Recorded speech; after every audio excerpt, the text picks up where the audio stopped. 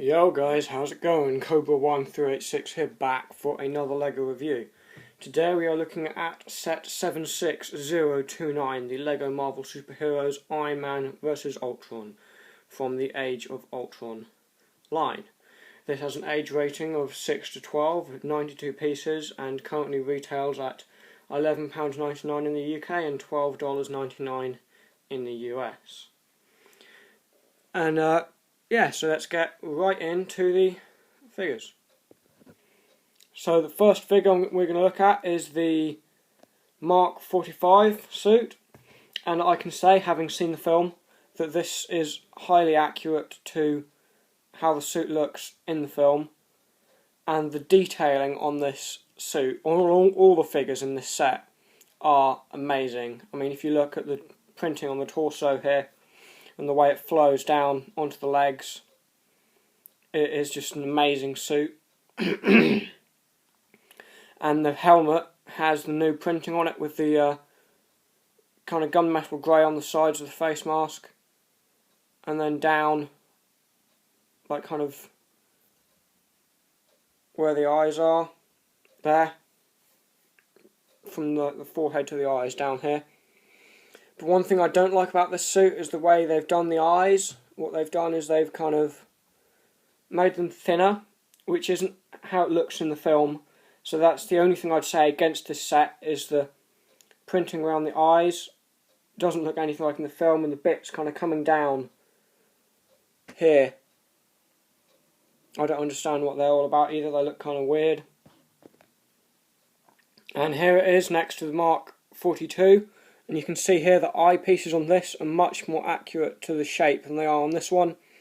But I think they should have started printing the lines down the forehead earlier on here, and the gunmetal on the sides as well. And so, yeah, there's a comparison of the... And with the face mask lifted off, you can see you do have the standard Tony Stark face with the suit. And if we just turn it around quickly, you can see the printing on the back of the torso is great. And here we have the Ultron Sentinel, or Drone, or Sub-Ultron Soldier. They've been given a series of different names throughout the sets and the comics and everything, but these are...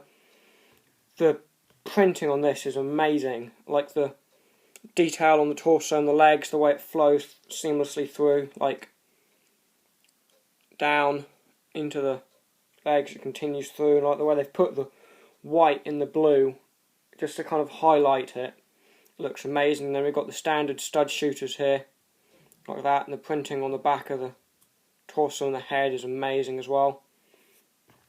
But one problem I have with these figures is I think that the heads kind of look too human, and they should, if you've seen the film, they have kind of thinner, less rounded eyes. Really, LEGO should have done a new mould piece completely for this, because they got kind of like the, if you've read the comics or seen the film, you'll know they've got the kind of really thin earpieces that come off the sides of the head. So this isn't the most accurate design ever, but it's still a great figure. So if you look past that, it is still great. And just quickly, here you have it without the stud and the shooter in his hands, to just get a look at how that looks. Now next up here we have the Sub-Ultron Officer, or Sentinel Officer, or whatever you want to call them. Now this figure is essentially exactly the same as the previous figure, apart from the headpiece here and this backpack, and I'll get onto them well now. Actually, well, the helmet is, it's a great piece and it looks great, but something I don't understand is why they've kind of split it in half, because you get half of this helmet with this set, the top half, then the bottom half you get in the Hulkbuster set, and then you get the two pieces in the Quinjet set at, like, with the Ultron Prime figure. And then this backpack piece, I mean, I don't understand quite what this is here for. It's not accurate, it doesn't happen in the film, it just kind of looks wrong on the figure. It makes it so you have to put it on a figure stand for it to stand up properly, unless you lean like the torso forwards. I feel like this backpack should be attached to the vehicle, not to the person, because when it's on the vehicle it kind of looks okay, but apart from that I don't really understand why they added that in. But if you look over that, this is a great figure. I mean, you can always take the backpack off like that and it still looks like a great figure. Okay, so now that you've had a quick look at that without the backpack, we are going to move on to the vehicle. And here it is, the vehicle of the set. And first of all, I have no idea what to call it really. It's kind of a, it's not really a speeder, is it a kind of low altitude vehicle sort of thing? I'm not sure, it doesn't say on the box or anything what it is. And it's just not accurate at all. It's not in the film. Okay, it has great playability features with it. I mean, with a super jumper, I'll show you in a minute, the Ultron officer sits on this bit here that kind of comes out, and you can knock him out with a super jumper using Iron Man. And so you can do that, and it kind of looks cool once you've put it together, but I don't understand why you kind of take the figures apart to build the vehicle. I mean, I'm going to put a small spoiler alert here for a small part of the film if you haven't seen it. I'm going to assume most of you have, but they kind of do split apart in the film.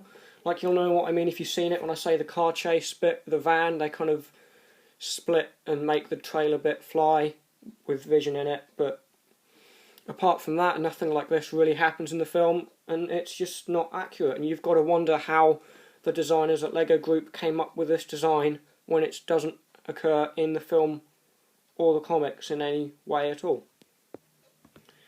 So here it is with the figures built onto it, and if I just turn it sideways you can see how they kind of attach on here, and this arm you lift off and then you use the super jumper here to kind of fire Iron Man. I'm not going to do it because, as I've said before, the super jumpers damage the legs of the figures. If you do use the super jumpers, I recommend you putting studs on the bottom of the feet of your figure. So you just kind of stand him on and then fire it, and he'll hit there and knock the Ultron officer out because he's not attached in. Like so. Now, as I said earlier, the backpack on the officer definitely looks better when he's part of the vehicle, but I still just don't understand why or how they came up with the design for this vehicle. And as I've said earlier, I don't even know what to call it. It's just kind of, okay, it's kind of cool the way they do it, and I think it would be better if it was accurate to like either the comics or the film, but it's not. And I just kind of don't understand where it's come from at all.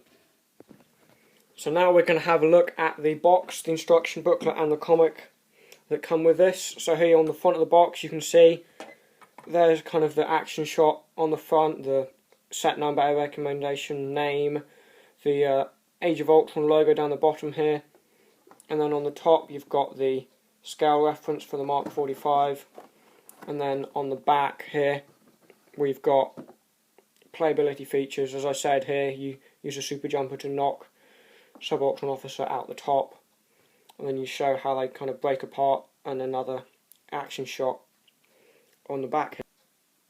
So next up here we have the instruction booklet, which is 32 pages long, which I can show you here.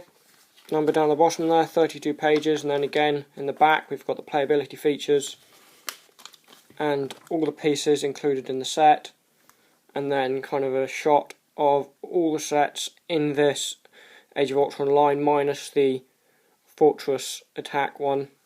And then on the back we have the feedback advert and a pilot. Now last but certainly not least we have the comic book which comes with this set, and I will just kind of quickly look through it to show you guys. It's the same one we get with all the other Age of Ultron sets. And then on the back we have the graphic showing all the figures in the Age of Ultron line. As I said before, the set does have a super jumper with it, and for the... Whoa, my camera's bugging out, sorry about that. I've tried to fix it, it's nothing I can do. But anyway, as I said, this set has great detailed minifigures with it, and if you look over the accuracy issues compared to the film and the comics, it's a great set. Great value if you get 4 great caliber figures for this money. And so yeah, I'm going to wrap it up there. This has been Cobra 1386, and I will see you in the next one.